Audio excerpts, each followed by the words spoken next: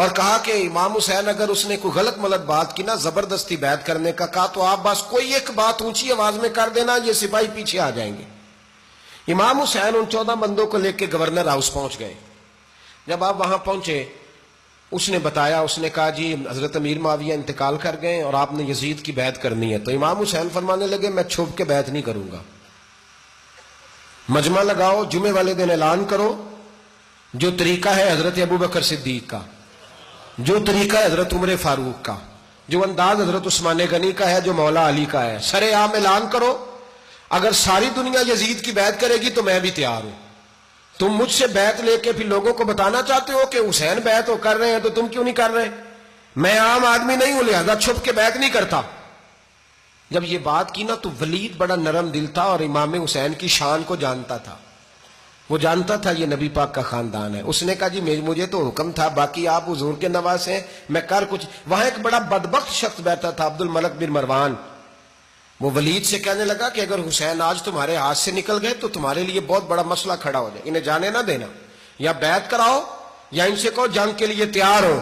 تو امام حسین رضی اللہ تعالیٰ عنہ کے کانوں میں آواز گئی تو فرمانے لگے ابن مرجانہ، اگر تیرے اندر جرت ہے تو آ سامنے حسین کے، اس کے کانوں میں باتیں نہ کر، کانا پھوسی نہ کر، باہر آ میدان میں، شرارت نہ کر، باہر آ، میں تمہیں ابھی بتاتا ہوں کہ حسین سے مقابلہ کرنے کا انجام کیا ہے۔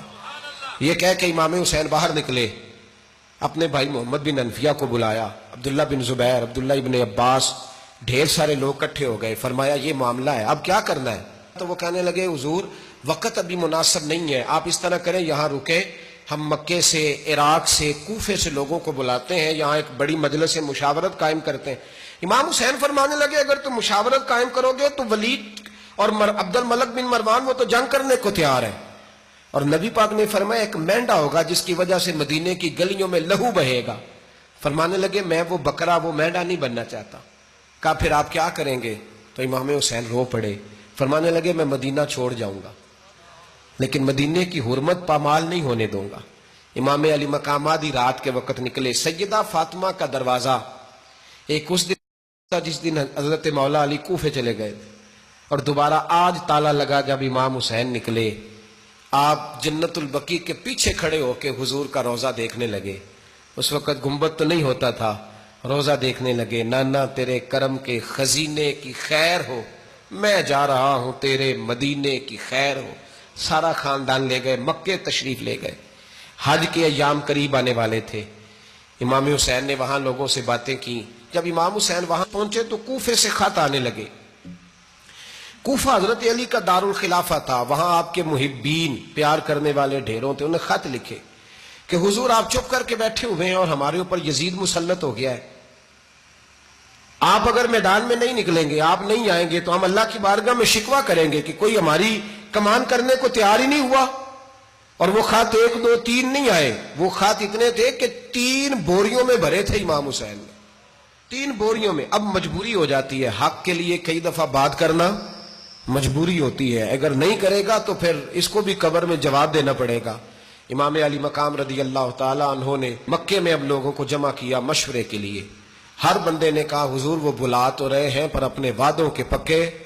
کہا حضور وہ پکے نہیں، آپ نہ جائیں۔ ہر بندے نے کہا حالات ٹھیک نہیں، حالات گراؤنڈ ریالٹی صحیح نہیں، یہی مشورہ آج بھی ہر بندہ دیتا ہے، ابھی حالات نہیں۔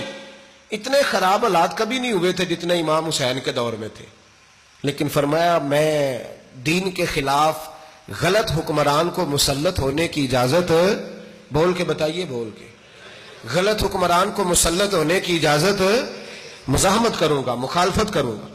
امام کہنے لگے کوئی بات نہیں، وہ میرے ساتھ چلے نہ چلے لیکن میں کوفے جاؤں گا، وہ لوگ میرے ساتھ کھڑا ہونے کو تیار ہے تو وہ جھوٹ ہے یا سچ ہے پر میں چلوں گا۔ جب امام علی مقام نے اصرار فرمایا تو جو آپ کے قریبی صحابہ کرام کی اولادیں تھی ساری، یہ بھی اب بیماری ہے، کچھ لوگ کہتے ہیں جی صحابہ نہیں ساتھ چلے، تو میں کہتا ہوں اہل بیت نبوت کے تو کل افراد 21 تھے، تو 72 میں باقی اولادیں کس کی تھی؟ وہ ساری صحابہ کی اولادیں تھیں، وہ سارے۔ پتہ نہیں کیوں اس طرح کا فلسفہ بیان کیا جاتا ہے جس میں حالات خراب ہو۔ حضرت سیدنا امام علی مقام کو جب بہت زیادہ کہا گیا نا تو امام حسین رضی اللہ تعالیٰ انہوں نے فرمایا چلو میں ایک کام کرتا ہوں، مسلم بن عقیل کو بھیجتا ہوں.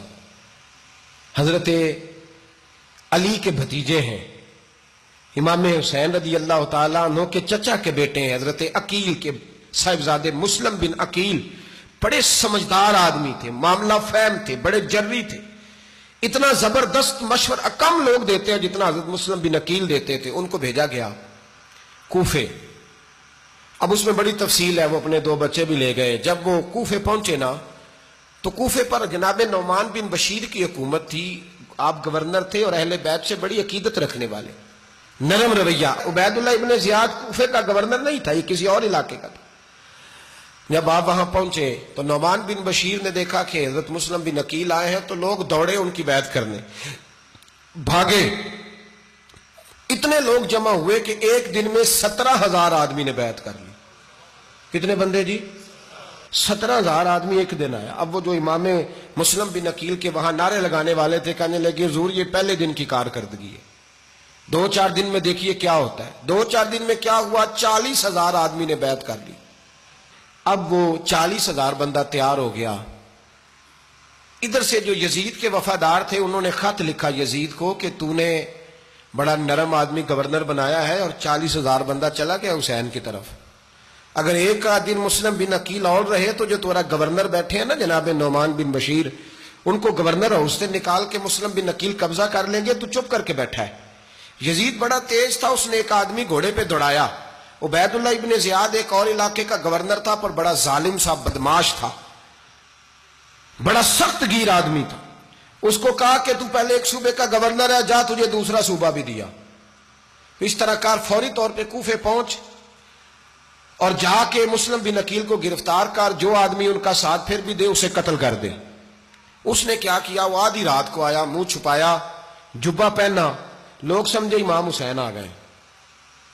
بہت سارے لوگوں نے اس کے نعرے بھی لگائے. وہ چپکے سے داخل ہوا اندر, اور چپکے سے داخل ہو کے اس نے سب سے پہلا کام یہ کیا کہ نعمان بن بشیر رضی اللہ عنہ کو معزول کیا, کوفے کے گورنر ہاؤس پہ قبضہ کیا. پھر اس نے اسی وقت سوئے ہوئے سرکردہ لوگ, جس طرح ایک گاؤں کا چودھری دوسرے کا محلے میں قبیلوں کے جو لوگ تھے چودھریوں کو بلایا, کچھ کو سزائیں دیں, کچھ کو سخت کہا, کچھ کو ان کے عیب گنوائے کہ وہ تمہارا فلانا مسئلہ پھر خراب کر دوں گا, بلیک میل کیا. صبح ہونے تک حالات اگر تم نے میرے قابو میں نہ کیے تو یاد رکھنا بڑا مشکل ہوتا ہے حق پہ کھڑا ہونا. بڑی چیزیں لوگوں کو یاد آتی ہیں, اللہ جانتا ہے. پہلے کچھ ہوتا ہے, بعد میں معاملہ کچھ ہوتا ہے. حضرت مسلم بن عقیل کے ساتھ جس دن عبید اللہ ابن زیاد آیا 40,000 کا لشکر تھا. اگلے دن صبح ہوئی, اگلے دن تو یہ حال ہو گیا کہ آپ جب کوفے کی جامع مسجد میں زور کی نماز کے لیے گئے تو 5-7 ہزار آدمی نماز پڑھنے آیا, اور جب مغرب کا وقت آیا تو لوگوں نے چند ہزار لوگ رہ گئے, نماز کی نیت باندھی. توجہ کرنا میری بات پہ, ایک مسئلہ بھی سمجھ میں آئے گا. لوگوں نے نماز کی نیت باندھی تو حضرت مسلم بن عقیل امامت کر رہے ہیں, ہاتھ باندھے ہوئے ہیں, تو بہت سارے لوگوں نے پیچھے ہاتھ چھوڑ دیے. ایک بندے نے دوسرے سے پوچھا وہ ہاتھ کیوں نہیں باندھتے؟ کہنے لگے اگر عبید اللہ ابن زیاد کے کسی بندے نے دیکھ لیا نا تو ہم اسے کہیں گے ہم تو نماز پڑھ ہی نہیں رہے تھے, ویسے ہی کھڑے تھے, ہاتھ ہی نہیں باندھے سرے سے. جب نماز کی امامت باندھی تو 10-11 صفیں تھیں. جب مسلم بن عقیل رضی اللہ تعالیٰ نے سلام پھیرا تو پیچھے بندہ ہی کوئی نہیں تھا. حضرت مسلم بن عقیل کو گرفتار کیا گیا. عرب کا رواج تھا دشمن کو سخت سزا دیں تاکہ باعث عبرت بنے. بہت اونچا مینار تھا کوفے کا, گورنر ہاؤس کا, اوپر لے جا کے جناب مسلم بن عقیل کو زمین پہ گرایا گیا. اور جب وہ شہید ہو گئے تو شہید ہونے سے ایک رات پہلے وہ خط لکھ چکے تھے امام حسین کو کہ آپ آ جائیں, حالات بڑے اچھے ہیں. خط ملا تو امام حسین مکے سے کوفے کی جانب چل پڑے. امام علی مقام رضی اللہ تعالیٰ عنہ جب چل پڑے تشریف لا رہے تھے تو رستے میں فرزق شاعر ملا, بڑا محب اہل بیت تھا. رستے میں ملاقات ہوئی, اللہ اکبر. حضرت مسلم بن عقیل جب گرایا شہید ہو گئے تو پھر اس نے اس طرح کیا کہ آپ کی لاش کو لٹکا دیا چوک میں. لوگ دیکھتے تھے تو عورتیں بچوں کہتی تھی تو نے باہر نہیں نکلنا, ہم نے نہیں امام حسین کے ساتھ چلنا, بس بڑا خوف ہے, کوئی بندہ نہ باہر نکلے, کوئی نہیں ضرورت ہمیں, حالات بہتر ہوگی تو دیکھی جائے. آج کتنے لوگ ہیں, کتنی دیگیں پکی, کتنی نیازیں بٹی, کیا کچھ ہوا. آپ ناراض نہ ہونا، میں آپ میں سے ہوں، آپ مجھ سے ہیں، یہ بات آپ کی نہیں میری سب کی ہے۔ آج بھی اگر امام حسین کے نام پہ جان دینے کی باری آئے گی تو دیگے ہی رہ جائیں گی۔ ناراض تو نہیں ہو گئے آپ لوگ؟ فٹافٹ مائیں کہیں گی باہر دی جانا، بالکل پتر سانو کی لگے، سارا دن کوئی ہمارے لیے؟ وہ پیر صاحب تو کرتے رہتے ہیں باتیں، ان کا تو کام ہے، خبردار ہم نے نہیں جانا۔